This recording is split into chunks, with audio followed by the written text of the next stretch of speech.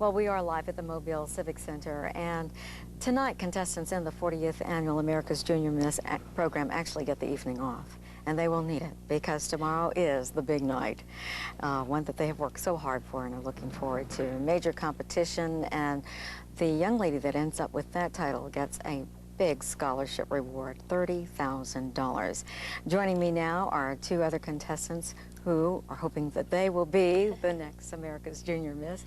I have with me Lindy Franklin of Kentucky and Wyoming Junior Miss Jessica Chastity. Good morning, ladies. Thank you for joining us, and welcome to our wonderful city of Mobile. Tell us about some of your own aspirations, career-wise. All of you girls are incredibly bright and gifted, great scores in college, and you've won all their kinds of scholarships throughout your time. So, Jessica, tell us a little bit about what your aspirations are career-wise and what college you're planning on attending. Well, I am planning on going to Arizona State University and double majoring in microbiology and dance. And I hope to someday make a career out of microbiology, maybe working in a hospital as a research assistant. What has stimulated your interest in microbiology? Well, starting last summer, I began working up in the molecular biology department at the University of Wyoming as a summer research intern, and it's just fascinating work. And you mentioned that you're interested in research, so you're hoping to come up with possibly some cures for some of the different diseases and viruses we have out here.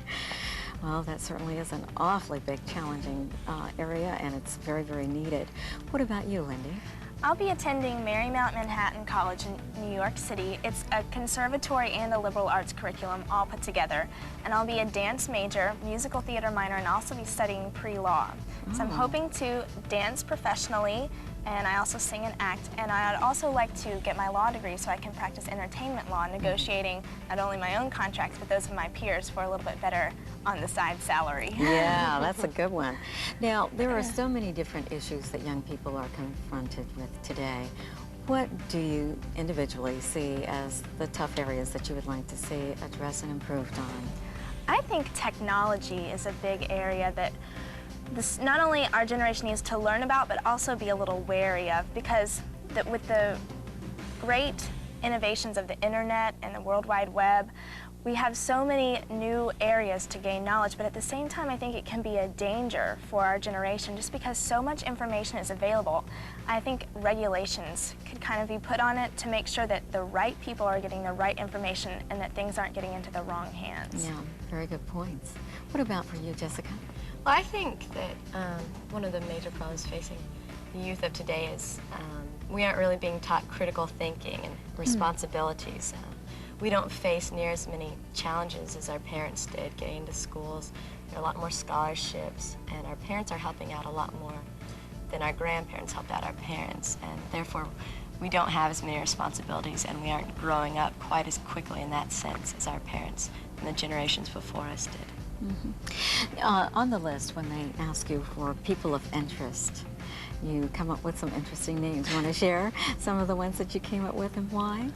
Well, I put down Thomas Jefferson for one of mine because talking with my dad, I've just decided that Thomas Jefferson was one of the most brilliant people ever in our nation.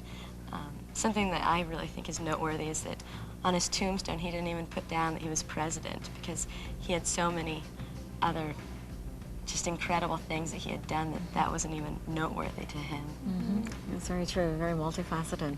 What about you, Lindy? I put for one of my historical figures of interest, Harry S. Truman, just because he was FDR's vice president, and while he was in that office, he didn't know a lot about what was going on, especially with the war effort. And when FDR died, he had to come into the commander-in-chief position and assume all responsibilities without all the knowledge that he really needed. And the fact that he could come into such a position and do so well, I think is quite remarkable. Yes, never shrinking from the challenge. That's right. Yeah, all right, and you two definitely are not shrinking from the challenge either. Much success to you both. America's Junior Miss 1994 is Utah's Amy Osmond.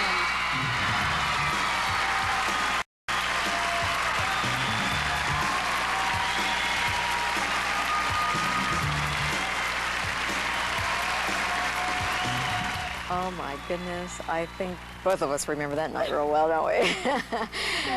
Oh gosh, and welcome. What was it like? What does it feel like watching that as you're looking there, Amy? I just feel like an old has-been. Oh, goodness. Certainly not. I am. Oh, no, But you're it's wonderful to come back here and to see a new group of girls every year have the same wonderful experience that I've had. It's been really neat. Oh, boy, it's really a treat to see you again. We are, in fact, talking with 1994's America's Junior Miss, Amy Osmond. And, Amy, update us a little bit on what's going on in your life.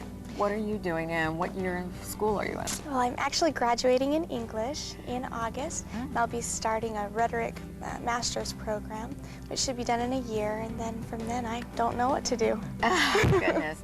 Have you found that some of your plans and aspirations changed a little bit over the Some of them time? have, actually. In what way? Well, I started out wanting to do pre-med, then I figured, you know, depending on when I decide to have a family, English would be more versatile for me. So that's why I decided to do English instead. Now, you were here last night watching was, the yes. competition. Uh-huh. And what kind of reaction did you have to what you were seeing? Because in the course of the last 2 weeks, I should say, over the 2 weeks, we have interviewed several young ladies, and they are all really very bright, They gifted are. people.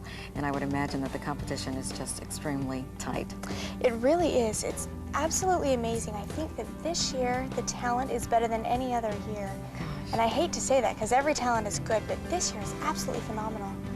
Gosh, any special pointers for the girls as we go into finals tomorrow night? Well, one thing I would say is because the talents are so good and each girl is so different, there will be a degree of subjectivity in what the judges choose. So for the girls who don't make the finals, I would say don't worry about it. Just go on and, you know, you are a winner among 50 other winners. That's so true.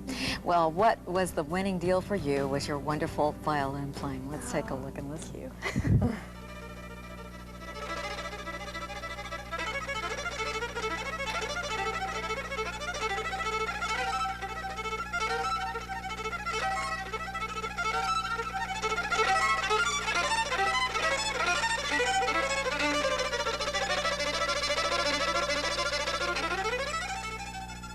Oh, it is still awesome just to see and hear you perform like that. That is such a technical piece. How did you manage to control all those nerves while nailing it out there on the violin with every single little note there? Oh, it was a struggle. It really was. Were your knees knocking? No. They were. And the thing is I can't walk in heels at all. And so my ankles were totally shaking when I was out there. And I know what it feels like to be out there, but the feeling of being able to do that and to control those nerves is wonderful. You know, there was a southern sweep last night, so to speak, Yes, there among was. 3 girls. Uh-huh. Alabama, hey, hey, Texas, and North Carolina. Were you able to pick any of those, or were you surprised? Well, as far as all of the winners, I was surprised on some of them because I hadn't seen any of the presence and composure because I was backstage. But I picked a few of them out. Uh-oh. You're not going to give away who you think is going to be the actual winner, are you? So I might be wrong. It's definitely happened. You know, you were really fabulous with all of your classical violin playing, but then you go from classical clean over to bluegrass, don't you? I love it. It's great. I think we're going to have a sample of that, too.